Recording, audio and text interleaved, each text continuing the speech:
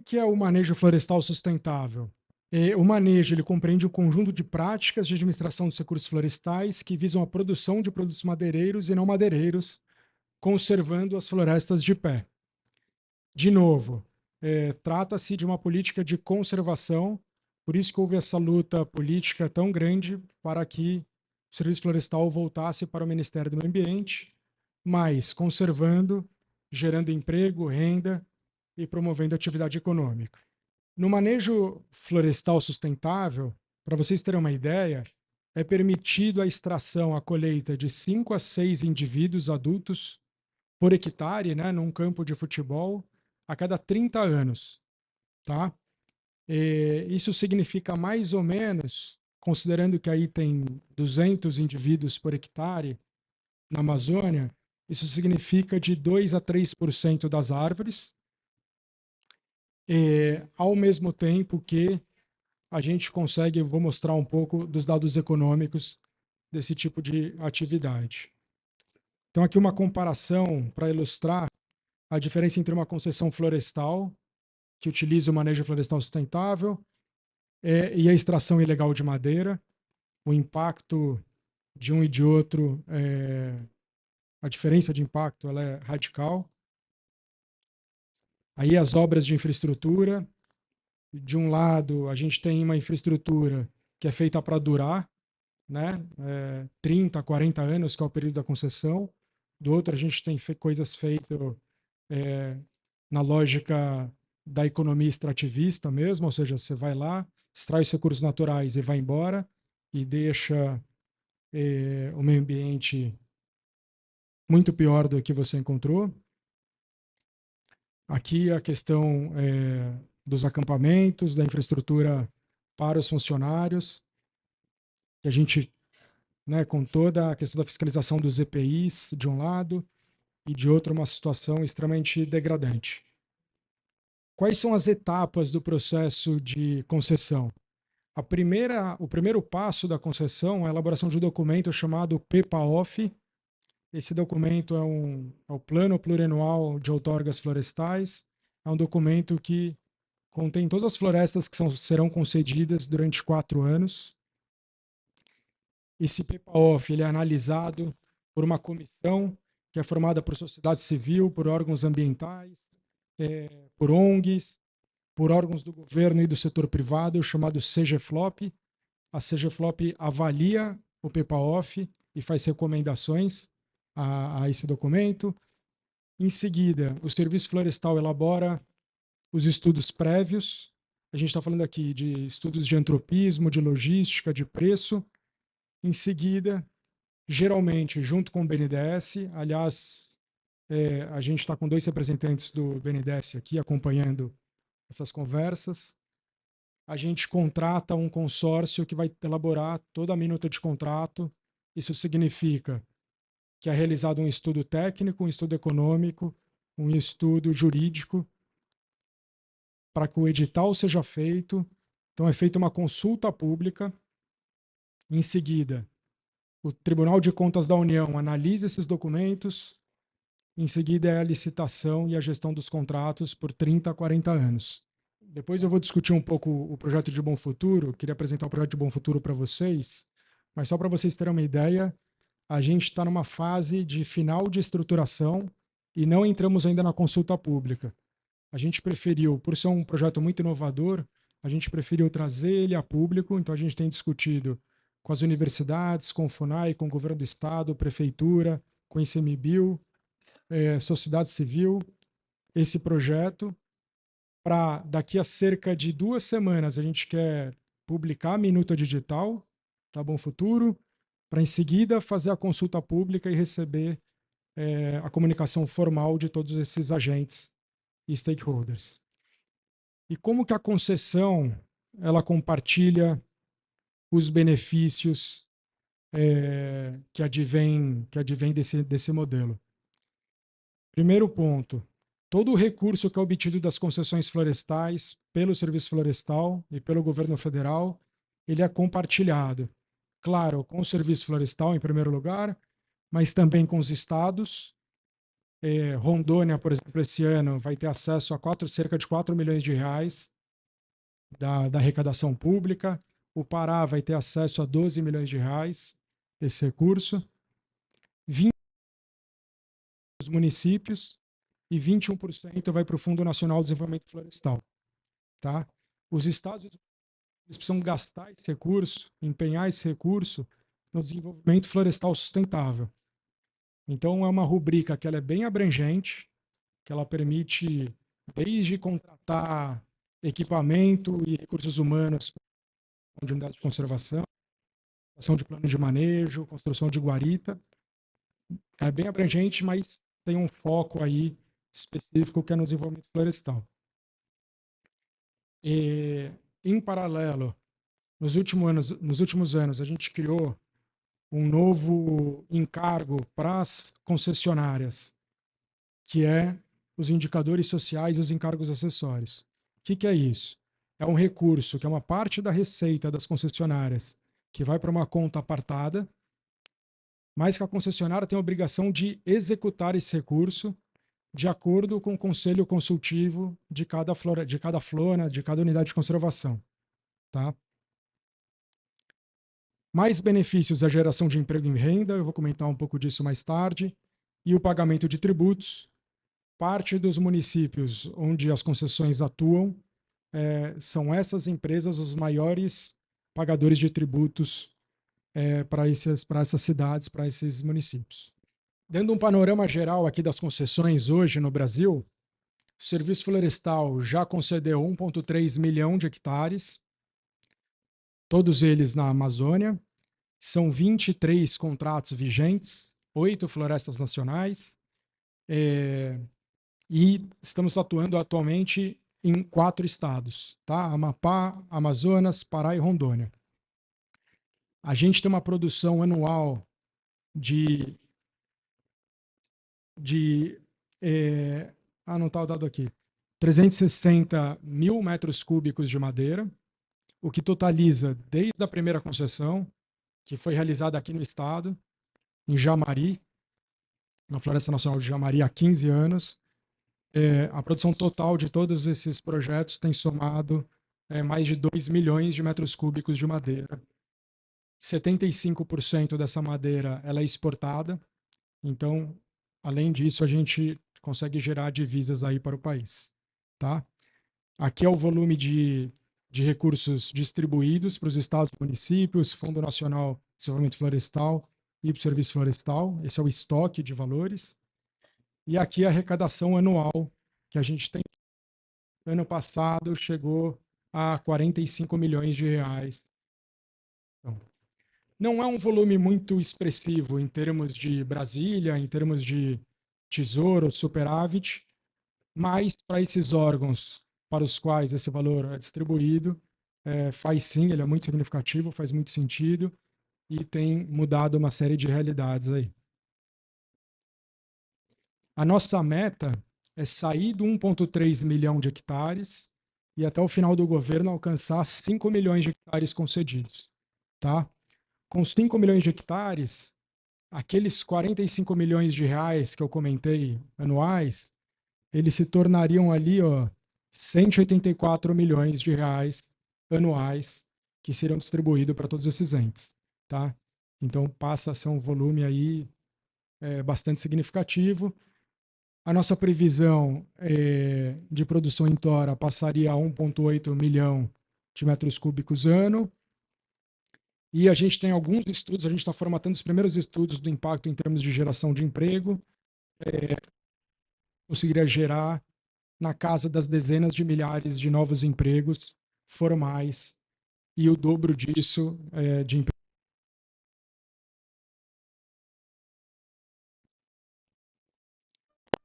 Esses são os próximos projetos de concessão de manejo florestal que a gente tem trabalhado. O Maitá, a gente acabou de assinar um contrato, é o primeiro projeto no Amazonas. Os próximos seria Jatuarana, Pau Rosa e Castanho, no sul do estado do Amazonas, com um ponto bastante interessante, que a gleba do Castanho seria o primeiro projeto fora de unidade de conservação, nas florestas públicas não destinadas, né, que são cerca de 30 milhões de hectares no Brasil, e que é a região que mais concentra o desmatamento no país. Então, a gente começar a trabalhar com manejo florestal sustentável nessa região é uma estratégia bem importante de contenção do desmatamento e, claro, como eu sempre reforço, de geração de emprego e renda, de atividade econômica legal, focada em exportação, etc. e tal. A gente já está falando aí em chegar em 7 mil empregos diretos, 14 mil indiretos, arrecadação, comentei, 184 milhões de reais, e investimentos sociais na ordem de 15 milhões por ano, que são aqueles encargos acessórios que eu comentei, que é a obrigação de fazer das concessionárias.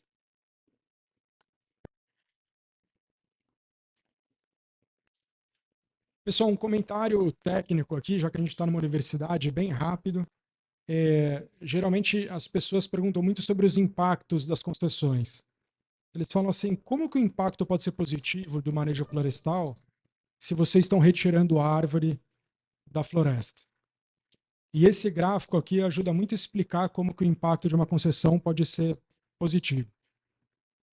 Geralmente, a gente tende a achar que impacto de uma atividade ambiental qualquer, aqui o exemplo é de gases de efeito estufa, tá? Então, você tem aqui uma linha de base, então você tem uma tendência de redução de emissões aqui, e daí você tem um determinado projeto aqui que reduz ainda mais a redução de emissões. Tá? Você já tinha uma linha de base caindo as emissões, e daí você tem um projeto aqui, um RED, um projeto de conservação. O desmatamento reduz ainda mais a tendência. E com isso, a pergunta é, o que seria o impacto aqui? Ainda existe, para existir emissões de gás de efeito estufa na floresta, ainda está tendo desmatamento, certo? A única forma que explica emissões de uma atividade florestal é desmatamento. Mas você tinha uma tendência, que aqui a gente está chamando de linha de base, e essa tendência se reduziu bastante. Então, o impacto dessa atividade vai ser a diferença entre C e P, tá? Ou seja, não é a diferença entre a floresta hoje e daqui a 30 anos, mas como que essa floresta estaria daqui a 30 anos sem o projeto e com o projeto. Essa que é a comparação correta em termos técnicos. Então, um exemplo do que eu estou falando. Aqui é a Floresta Nacional de Altamira, e em vermelho, aqui a gente tem as áreas concedidas na unidade de conservação, tá? Não é a flona toda que é concedida, somente algumas áreas da Floresta Nacional, então a gente tem essas 4 áreas aqui, e em vermelho a gente tem o desmatamento. Dá para ver nesse gráfico que onde existe a UMF, onde a área foi concedida por meio da concessão florestal, houve uma proteção bem grande em relação à degradação e ao desmatamento. Reparem que os pontos vermelhos de degradação e desmatamento, eles estão concentrados quase que totalmente fora das áreas concedidas, tá? Mostrando mais uma vez o impacto positivo da concessão florestal. Serviço florestal em paralelo. A gente tem um sistema muito robusto de monitoramento desse território. Então, a gente criou um sistema próprio de cadeia de custódia, ou seja, a gente acompanha a produção de madeira desde a colheita até o transporte, processamento dessa madeira por meio de QR Code. Toda a tora é colocado um QR Code nela, uma plaquinha com QR Code, e qualquer um com celular pode saber de onde que veio essa madeira colhida, qual foi o ponto do plano de manejo da onde saiu essa madeira. A gente usa um sistema de DETEX, de detecção seletiva, de exploração seletiva. Então, a cada 15 dias, a gente recebe um relatório informando exatamente onde houve degradação da floresta, e a gente consegue avaliar o plano de manejo, comparar o plano de manejo com essa informação de degradação da floresta, para ver se foi feito algo ilegal ou legal. A gente usa drones nas vistorias. E aqui um ponto interessante, utilizando o sistema de LiDAR, né, de radar, tem uma evolução de uma área que foi explorada a madeira em 2011 e mostra em vermelho a área da degradação e como foi reduzindo essa degradação, ou seja, como a floresta foi se recompondo, a ponto de que em 2021, 10 anos depois, a floresta está quase 100% recomposta. Tá? Aqui dá para ver com mais propriedade esse processo de recomposição da floresta. E lembrando que uma área no manejo florestal ela só vai ser utilizada novamente depois de 30 anos. Ou seja, essa área aqui, por mais 20 anos, vai ficar intocada. E agora eu vou falar com um pouco mais de profundidade sobre o projeto de concessão de restauração florestal. Então, até o momento, o Serviço Florestal trabalhou com concessões de manejo florestal. Esse vai ser o primeiro projeto de restauração aqui no estado, na Floresta Nacional do Bom Futuro, em Porto Velho. A gente detectou na floresta, primeiro, essa unidade de conservação que sofre intensa pressão de roubo de madeira, de ocupação irregular, de invasão. Era uma floresta que cerca de 15 anos atrás tinha o dobro do tamanho. Houve uma articulação política para reduzir pela metade, foi desafetada. A gente foi reduzida pela metade. E foi encontrado cerca de 14 mil hectares degradados de florestas dentro da unidade. E daí qual que é a ideia que a gente está construindo aqui? Há 1 ano e meio a gente contratou 3 consultorias de peso para fazer uma análise dessa situação e para pensar como que a gente poderia usar o mercado de carbono para financiar, para trazer receita para essa restauração. Então, como eu mencionei, a gente fez um estudo técnico, fizemos um estudo econômico, fizemos um estudo jurídico dessa situação, fizemos uma parceria com o BNDES, o Banco Nacional de Desenvolvimento Econômico e Social, e a gente chegou à conclusão, fazendo a modelagem econômica, que é viável dividir essa área em 3 lotes. Cada lote ficará responsável por um território específico dentro da floresta. A gente quer fazer a consulta pública para lançar esse projeto, esse edital. Para fazer uma concorrência pública, a ideia é que cada empresa ganhe um desses lotes, faça a restauração e, em troca, ela possa gerar e comercializar vindo do projeto. Tá? A gente... 10 minutos? Não, tranquilo. A gente considera que a gente está, eu gosto de falar que a gente está no momento de alinhamento dos astros para esse projeto, porque a gente tem uma parceria, uma comunicação muito boa, muito forte com o governo do estado, com a prefeitura. A gente tem conversado com diversas ONGs do estado, ambientalistas, todos têm... A gente tem visto surgir um ecossistema de empresas capitalizadas e com capacidade técnica e econômica para fazerem esse tipo de projeto. A gente tem falado aqui que, em média, uma restauração dessa custaria algo como 30 mil reais o hectare. Tá?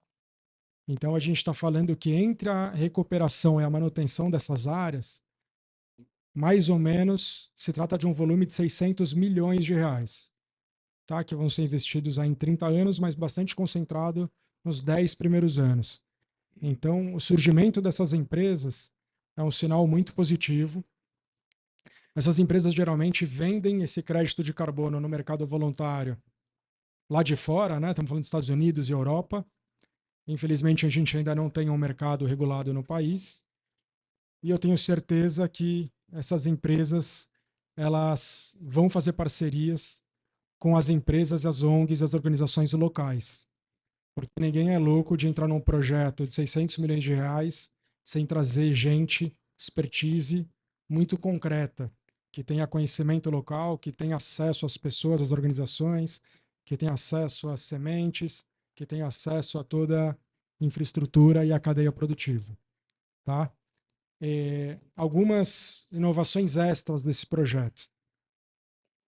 Primeiro, a gente gostaria que tivesse uma bonificação ao contrato para contratação de indígenas e para compra de sementes das comunidades indígenas dos estados. O que significa bonificação?